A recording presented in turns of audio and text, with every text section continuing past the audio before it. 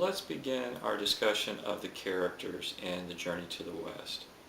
And as they say in Hollywood, every character has an arc. Do the characters develop in some way? Always kind of ask yourself that question when we explore these literary works. Are the characters static? Do they stay basically the same? Or do they change in some form or fashion?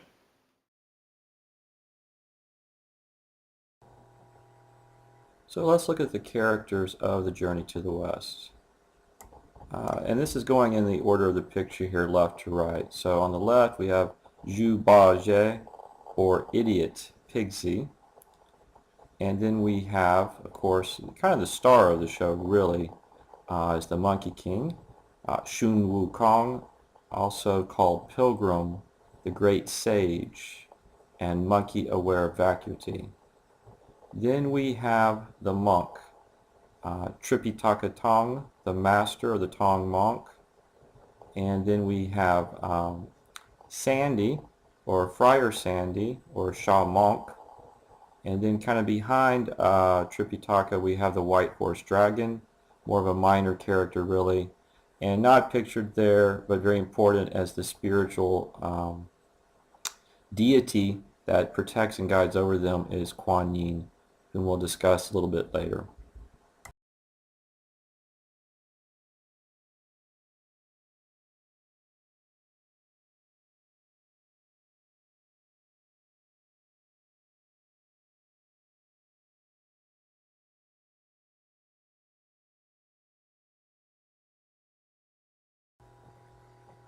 And one thing to notice about the characters, just like superhero films, as I mentioned before, Thor has his hammer, Captain America has his symbolic shield as a protector, and here we have Pigsy has the nine-toothed iron rake, and 9 is a significant number, 3 times 3, or the number of perfection in both Buddhism and Taoism.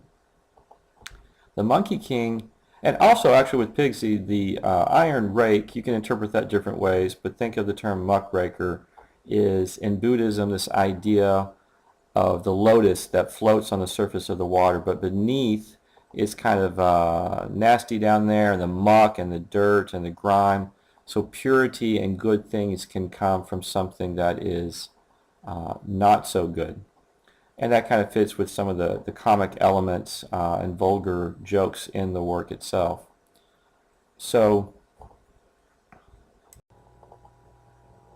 and Pigsy only has half of the transformational powers of the Monkey King.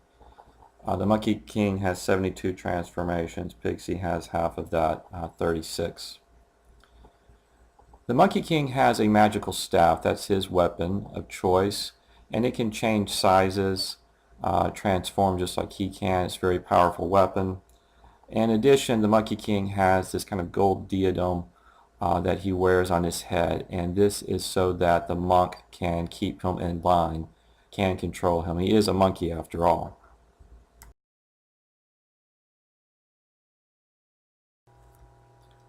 So one way that critics have looked at these 5 characters is they can represent the individual.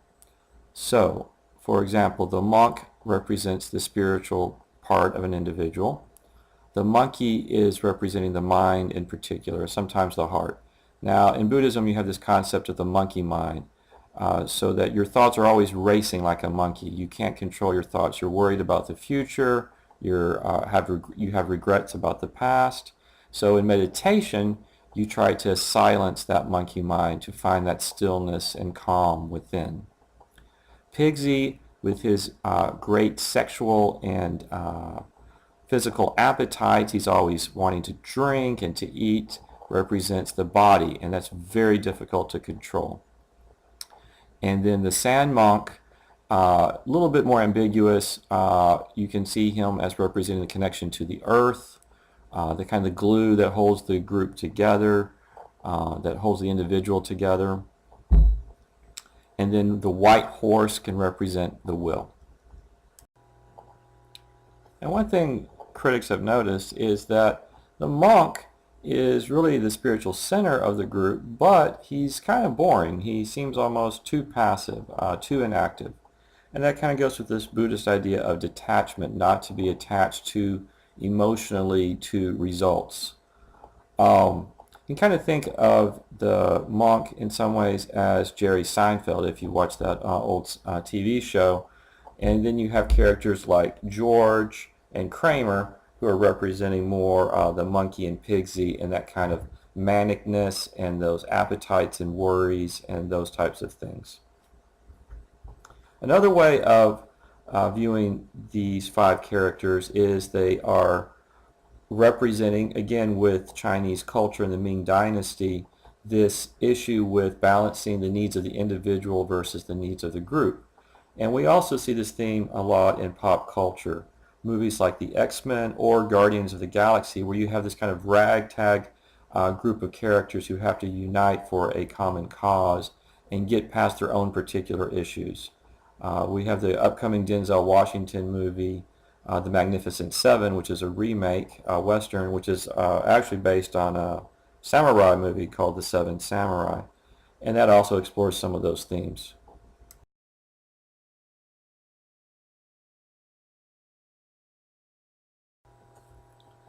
And we see Pigsy's appetites are just out of control in the very beginning of chapter 53. The master drank less than half the water, but when Idiot, of course, gets it, he drinks it in, he drank the rest of it in one big gulp. And you know, it's very much kind of Three Stooges, Fairly Brothers type low comedy with this whole scene in this chapter where Pigsy is about to give birth. We're men, we have to give birth to babies. What are you talking about? Where can we find a birth canal?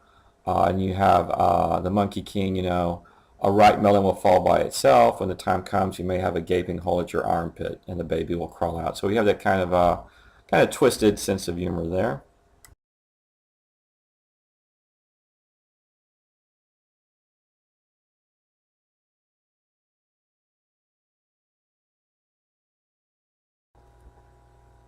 Now we see in this episode the issue of Taoism versus Buddhism and the kind of competition for followers. And we have the immortal compliant who came on the scene. He changes the name of the cave to the Shrine of Immortal Assembly, claiming the water as his possession. He's charging a fee. You have to give those monetary offerings to get that. So, and all you get in return is a tiny bowl of water. So you can kind of see how this is representing some of these cultural issues in the Ming Dynasty. And so when you have the Monkey King fighting the Taoist here, it's really a very symbolic fight. And notice the compliant has a hook. He's kind of tricky in that way. He hooks the legs with subtlety, for example. And you know, the Monkey King is much more straightforward. He's more direct. So you kind of see that battle being represented in a symbolic way. And the use of the classical poetic style here gives us a chance to kind of talk about what we mentioned earlier, is that really these stories are coming from a rich oral tradition, and then they are being, more detail is being added in the Ming Dynasty time period. Now remember, in the Yuan dynasty, you had the Mongols take control, and you had the more focus on the vernacular dialects and more of these common kind of themes. So you have a mix here is what you really have. You have the low and the high mixed together, and it's not just this elite kind of literary poetic language. You have the base type of humor and content, and the form is also going along with that. You have these parts of the text where you have meanwhile, while this is going on, which we'll look at here in just a second.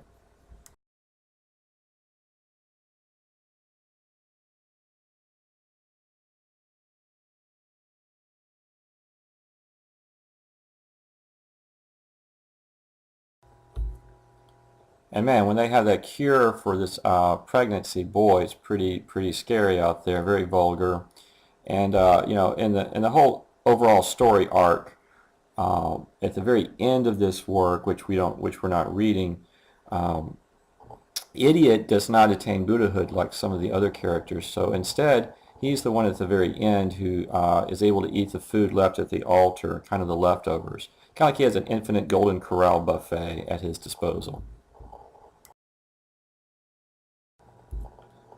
And one thing that should strike you in the episodes here is that you'll notice that the pilgrims here are very compassionate. Sandy says, "I wanted to slaughter you, cursed beast, but hey, you're still a human being after all. I have some pity." So you kind of see that Monkey King also does that in particular too. I was about to exterminate you, but you really haven't done a crime.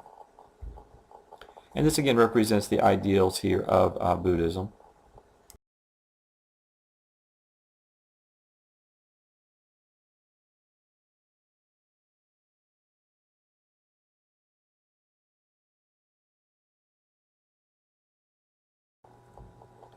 And even with the conflict, in a sense, between Taoism and Buddhism, you have sections like on page 463, not knowing anything better, that bogus immortal brandished his hook and once more attempted to catch Pilgrim's legs.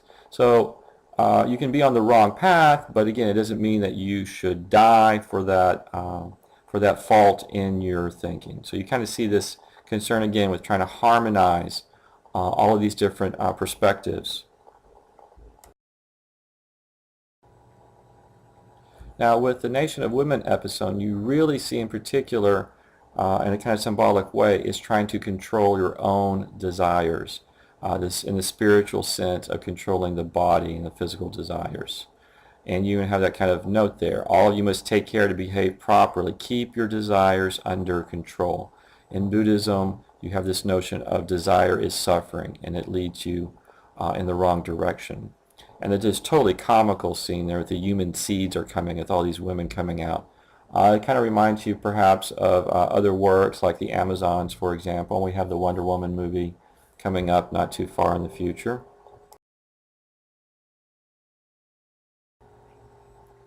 And keep in mind that these characters have a kind of human face and they have their natural faces. And here the women are just all over them, and so they have to go back to that kind of the scary look. And it's, of course, Idiot Pigsy is, I'm a pig for sale. Hey, I'm up for this. And you see him out of this episode, he's always wanting to drink and cavort with the ladies, basically. But not only is the temptation kind of this sexual aspect, but it's also, you could say romantic, but also it's also in relation to the material and power. You can think of Christ in the desert being tempted by Satan.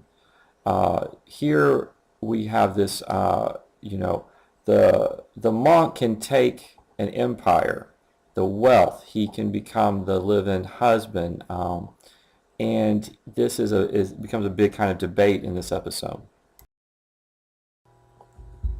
And this particular episode also basically kind of displays that conflict of trying to harmonize Confucianism with Taoism and Buddhism, because in Confucianism it is about the family and the responsibility there into your society.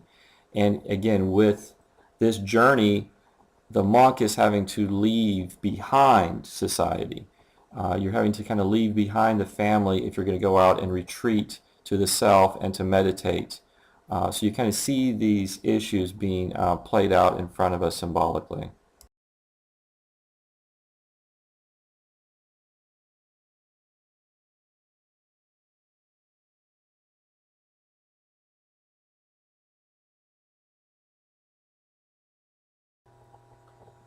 And as was mentioned earlier, you have all these checkposts and bureaucracy and forms. It's kind of like the Department of Motor Vehicles today.